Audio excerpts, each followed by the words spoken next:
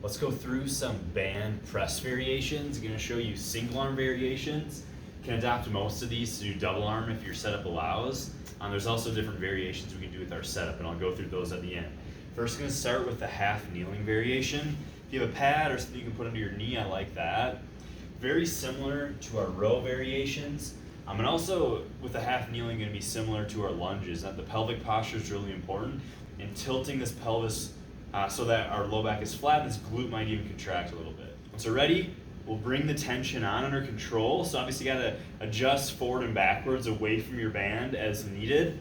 And wanna make sure that the band is not higher than your shoulder. Whatever position you're in, the band should be at most shoulder height, preferably a little bit lower than your shoulder. And then straight back behind you. If the band gets too close to your midline or even towards the opposite shoulder, it can mess with the exercise. As we're ready, we'll come on under control, protecting the shoulder, really getting your shoulder stable and locking this pelvic posture before we press. Once we're ready, kind of press into this front foot, even if we're in a half kneeling variation or in our lunge. Core is active, ready to drive this fist forward, controlling the shoulder.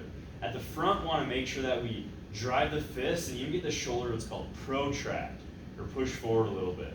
And then as we come back, controlling the opposite when that shoulder starts to retract.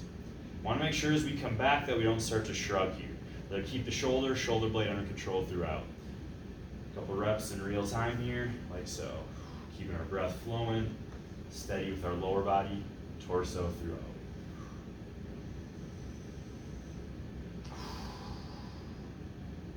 Eyes up, chin generally tucked.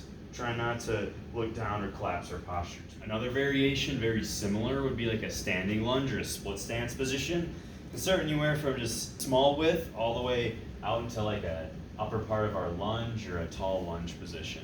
Same mechanics, upper body applied, bring the shoulder on under control, pressing, making sure we don't shrug as we retract. We can also do this from a neutral stance. Feet, maybe a little bit wider than shoulder width, slight bend of your knees, just under control. Shoulder comes on, pressing from here. Same mechanics with the upper body applied, core is just being active and engaged, a little bit different. And then our final option here would be kneeling or tall kneeling position. Similar idea, knees about hip width apart, controlling the band on. Same principles, core is active, trying to rotate too much as we come through our press.